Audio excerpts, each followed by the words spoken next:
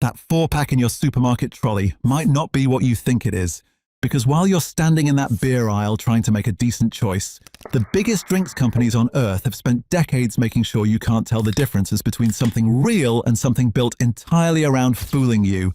Corporate buyouts, gutted recipes, regional breweries turned into brand names on cans brewed somewhere else entirely. Here's what they don't want you to know, starting with the 5 brands to never buy. Number 5. Carling. Carling is everywhere. Multi-pack deals stacked at the end of aisles, 4-packs at eye level, 8-packs positioned as value. It is, in terms of shelf space and volume, a genuinely staggering commercial operation. And that commercial operation has almost nothing to do with the quality of what's inside the can. Carling was a Canadian brewery founded in the 1840s. Its famous lager later became known as Carling Black Label, after a 1927 rebrand from Black and White Lager. It arrived in Britain through a series of licensing deals and eventually landed with Bass Brewers, which was absorbed into what became Molson Coors, a company formed from 2 of North America's largest industrial brewers. Today, Carling is brewed in the UK by Molson Coors. The Canadian heritage is marketing, the beer is an industrial product, and the formulation tells you exactly what the priority is. Carling uses maize as an adjunct alongside barley malt. This is standard practice in mass-market lager production globally, but it matters here because it's what gives Carling its defining characteristic, or rather its lack of any. Thin, highly carbonated, aggressively inoffensive. No bitterness to speak of, no malt character, no hop aroma. It is by design a beer that offends nobody and excites nobody, because the brief was never to make something interesting. The brief was to make something that a maximum number of people would keep putting in their trolley without thinking about it. The 4% ABV is also worth noting in the context of what you're paying for. That's below the level at which a lager begins to develop meaningful flavor from fermentation. Many well-made craft lagers sit at 4.5% or above, specifically because that extra alcohol is where complexity lives. Carling's 4% is a cost decision dressed up as a sessionability decision. And when you factor in the maize adjunct reducing the malt cost further, you are paying supermarket lager prices for something that costs considerably less to produce than a properly brewed beer of equivalent volume. What you're actually buying when you put Carling in your trolley is shelf presence, marketing spend, brand familiarity, not beer quality, and the supermarkets love it because the margin on high-volume mainstream lager is reliable and predictable. That's the whole mechanism. Avoid. Number 4. John Smith's Extra Smooth. John Smith's has one of the most recognisable identities in British supermarket beer, the no-nonsense Yorkshire branding, the suggestion of a working-class, unpretentious ale for people who just want a proper drink without fuss.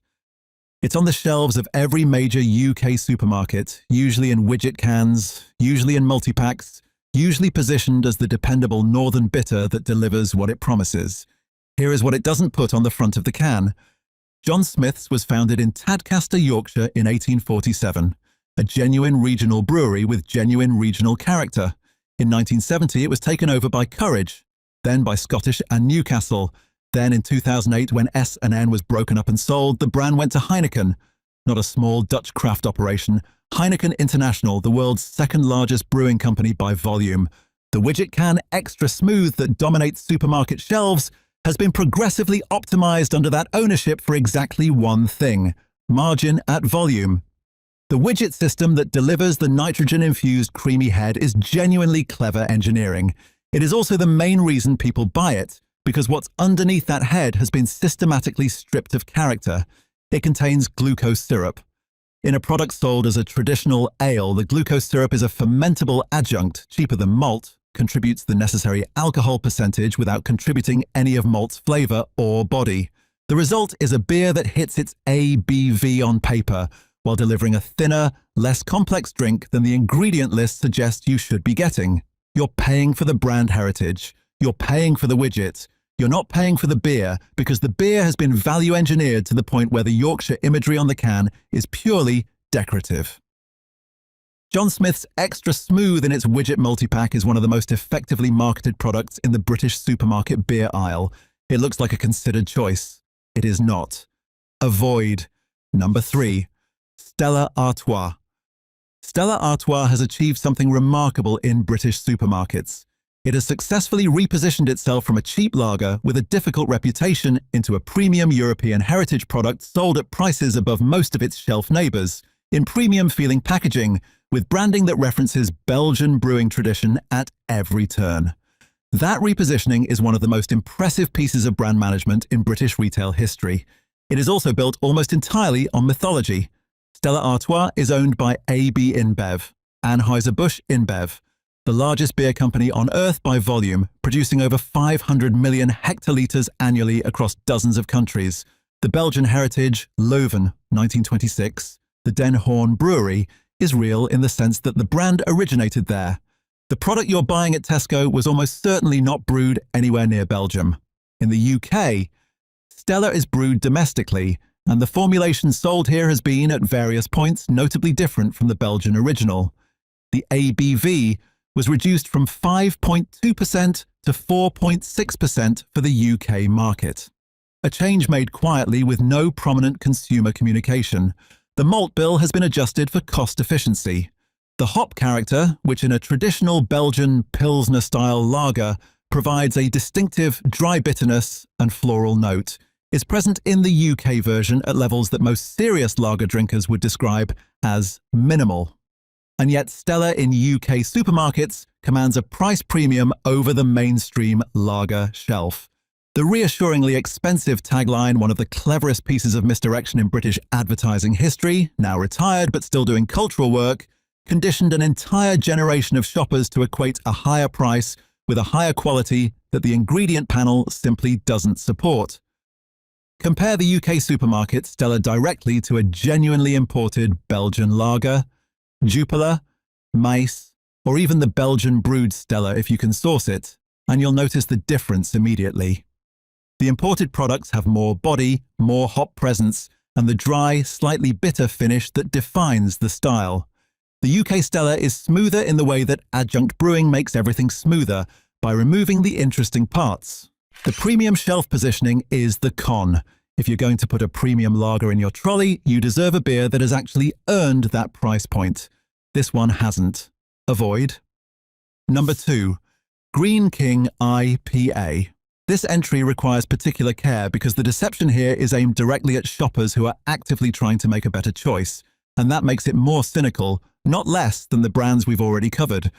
The word IPA, India Pale Ale, means something specific. It refers to a style of ale characterized by prominent hop bitterness and aroma, typically higher alcohol than standard bitters, and a dry, aromatic finish.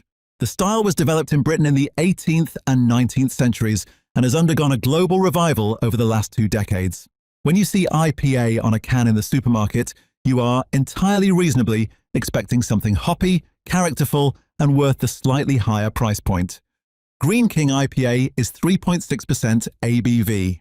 The average well-made session IPA on the market sits between 4% and 5%. The original historical IPAs that gave the style its name were typically above 6% because the alcohol acted as a preservative for the voyage to India. Greene King IPA at 3.6% is not an IPA in any meaningful sense of the term.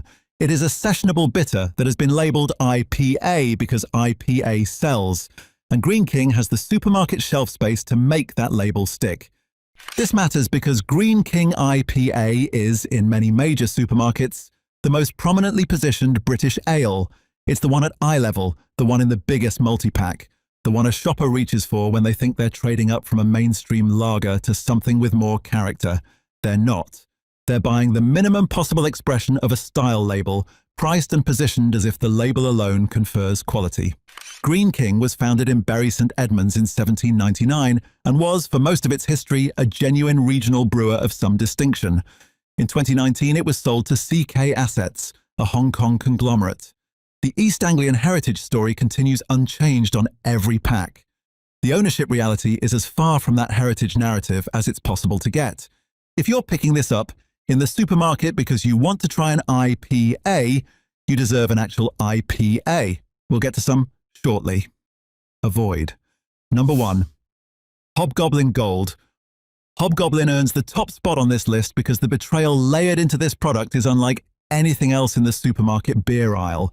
It's not just that it isn't very good, it's that it was genuinely excellent. It built a real identity on being the antidote to exactly this kind of corporate beer, and then it became exactly this kind of corporate beer, while the packaging still shouts the old message. Hobgoblin was created by what is now known as Wychwood Brewery in Witney, Oxfordshire in 1988. The original, a dark, ruby-coloured strong ale at 5.2% with toffee malt, genuine roasted bitterness, and a proper hoppy finish, was a legitimate, award-winning British real ale. The Gothic branding, the goblins, the tagline, "What's the matter, lager boy? Afraid you might taste something?" was genuinely subversive at a time when mainstream supermarket beer marketing was uniformly bland. Hobgoblin was, in its original form, exactly the kind of thing this channel exists to recommend. The supermarket version of the rebellious choice, the one with actual flavour in a sea of industrial lager. Wychwood was acquired by Marston's. Marston's then entered a joint venture with Carlsberg UK in 2020, creating Carlsberg Marston's Brewing Company, a 40-60 split with Carlsberg holding the majority. Carlsberg is the world's third largest brewing company. Their approach to acquired brands is the same as every global conglomerate's: capture the equity, extend distribution, reduce cost, standardize production. The product you'll find in most UK supermarkets today under the Hobgoblin name is Hobgoblin Gold. 4.2%, pale, a shadow of the dark ruby ale that built the brand's reputation. It sits in the beer aisle looking rebellious, with its Gothic font and its goblin mascot and its attitude, and it delivers something that customer reviews across Tesco, Sainsbury's and Asda consistently describe the same way. It doesn't taste like it used to. The malt complexity has gone. The finish has shortened. The beer that told you to taste something now tastes like a committee decision. The Hobgoblin Ruby still exists, but receives minimal supermarket distribution and marketing compared to the Gold. Carlsberg Marston's is pushing the blander, more broadly appealing product because that's what volume targets require. And here's the final insult. The anti-corporate attitude is still all over the can. The goblins are still there. Afraid you might taste something is still implied by the whole visual language of the packaging. But the brand behind that packaging is a Carlsberg subsidiary. The Rebellion is a registered trademark being managed by one of the world's largest industrial brewers. You're buying the costume, not the character. Avoid. Before the recommendations, two brands you'll find widely in UK supermarkets that deserve a more nuanced read. Camden Town Brewery Hell's Lager. Camden was founded in 2010 in a railway arch in North London and quickly became one of the most respected small breweries in the country. The Hells, a clean, dry, properly hoppy lager at 4.6%, was genuinely excellent when it launched. In 2015, AB InBev acquired Camden for a reported £85 million. The craft community was furious. In 2026, the honest supermarket assessment is this: Camden Hells is still a better lager than Carling, Stella, or anything else at the standard end of the lager shelf. The ABV gives it body. The flavour profile is more considered than any macro brand. The quality control is high, but it is an AB InBev product. It sits in the craft section on the strength of an identity it built before the acquisition. Whether that matters to you is a genuine question worth asking, but ask it with the full information. Brewdog Punk IPA. Brewdog built its entire brand on anti-corporate rebellion, and that brand is now all over the supermarket craft section. Tesco, Sainsbury's, Morrison's, all of them. Punk IPA itself is a decent, consistently well-made pale ale. The problem is that Brewdog is no longer a scrappy independent. They have significant private equity investment. They operate breweries in multiple countries. A 2021 open letter from former employees detailed a toxic internal culture that cast a long shadow over the progressive marketing claims on those cans. Punk IPA is fine. The idea that buying it is some kind of principled choice is where it gets complicated. The 5 that are actually authentic. Number 5, Timothy Taylor's Landlord. Timothy Taylor's has been brewing in Keighley, West Yorkshire since 1858. It has never been acquired by a multinational. It has never been contract brewed somewhere else under license. It remains family-owned and continues to use Pennine spring water, the specific mineral profile of which directly influences the finished beer, in ways that cannot simply be replicated in a different facility with different water. Landlord is a 4.3% pale ale, and it is one of the most decorated beers in British history, having won CAMRA's Champion Beer of Britain 4 times. It is brewed with 100% Golden Promise barley malt, a Scottish heritage grain variety that most large brewers abandoned decades ago in favour of cheaper modern malts because Golden Promise costs more and requires more careful handling. The flavour payoff is a sweeter, fuller malt character that is immediately noticeable against anything brewed on commodity malt. The hopping uses whole-leaf Styrian Goldings and Fuggles, traditional varieties with genuine flavour complexity rather than the pelletized hop extract that industrial brewers use for processing efficiency. You can find Landlord in Waitrose, booths, and a growing number of Sainsbury's and Tesco stores, typically in the ales section. It's not the cheapest option on the shelf. It is demonstrably better than almost everything around it and priced accordingly. Biscuity malt character, clean bitterness, dry finish. This is what British Pale Ale is supposed to taste like, and the fact that it still exists in supermarkets is something worth supporting with your weekly shop. Number 4. Thornbridge Jaipur IPA.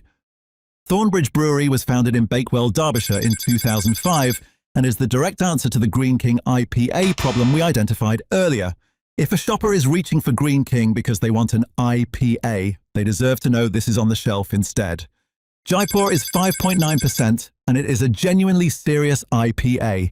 Massively aromatic American hop varieties including Chinook, Centennial and Cascade give it a tropical, citrusy, resiny character that you can smell before you've even opened the can.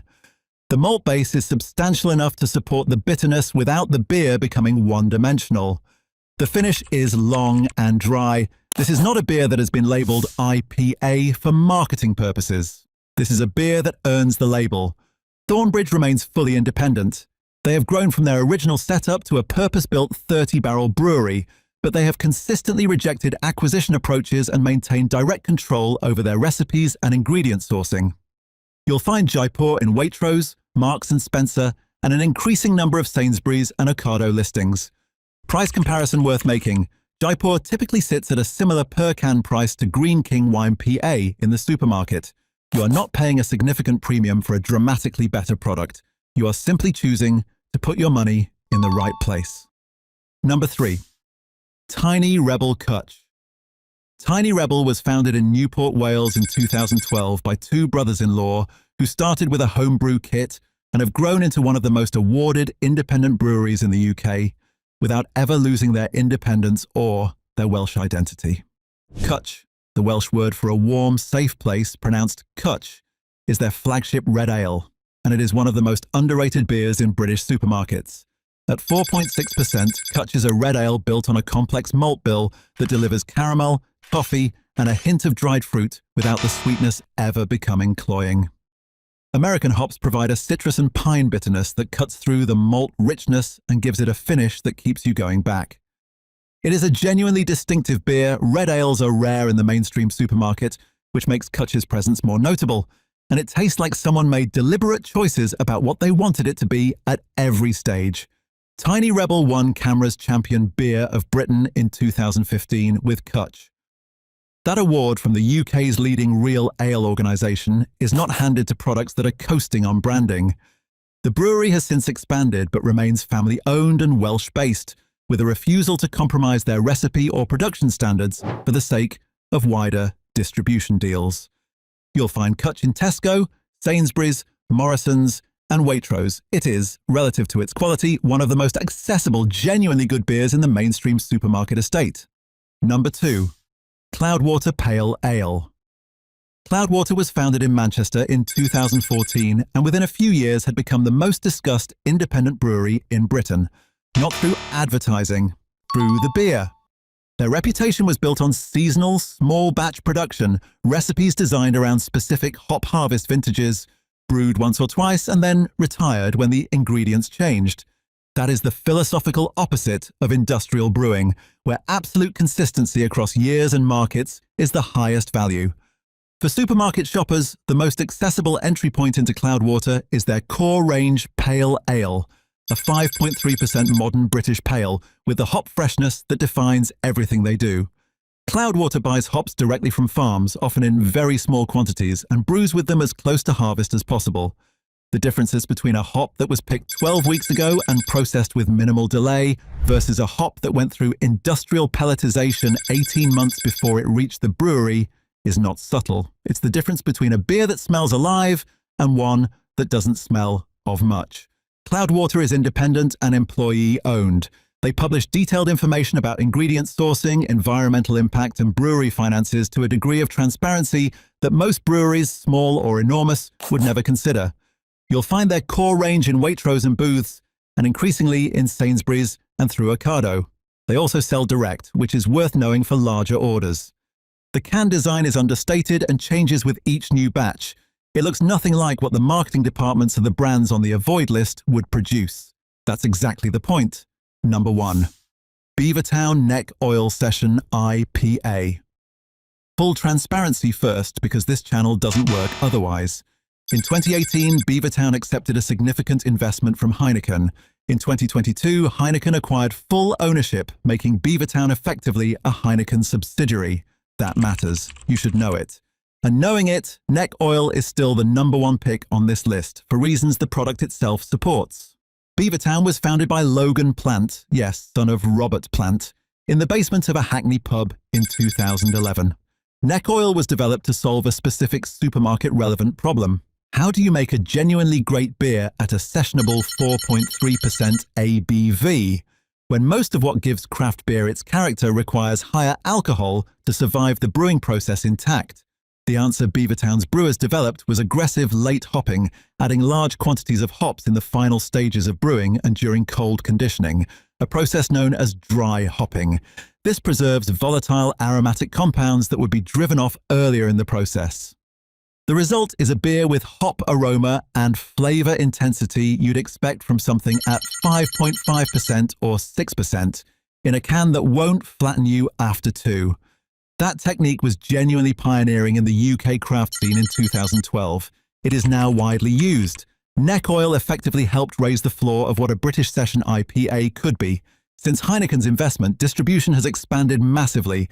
Neck Oil is now in Tesco, Sainsbury's, Asda, Morrison's, Waitrose, and most convenience chains. The quality control has, if anything, improved with the larger infrastructure. Crucially, the recipe has not been reformulated for cost efficiency. The beer that Heineken bought is the beer on the shelf. Compare it to any of the 5 brands on the avoid list, and the difference is not marginal. It is significant and immediate.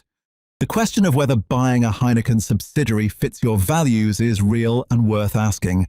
But if you're standing in a supermarket aisle looking for the most consistently excellent, genuinely well-made, widely available session beer in the UK right now, Neck Oil answers the question better than anything else on the shelf. It has no business being this good given its ownership structure, and it deserves the recommendation regardless. The British brewing tradition is one of the finest in the world. It is being slowly eroded by the same commercial logic that runs through every section of the supermarket. The logic that says a label is worth more than a recipe, and a consumer who doesn't look closely enough won't notice the difference. Some of us are going to notice. And when enough of us notice and enough of us stop putting the bad stuff in our trolleys, the shelves will change. Hit the like button if this helped. Hit the hype button to help more people find out the truth. Leave a comment telling me which brand surprised you most. I read every one, and subscribe because we're going through every aisle.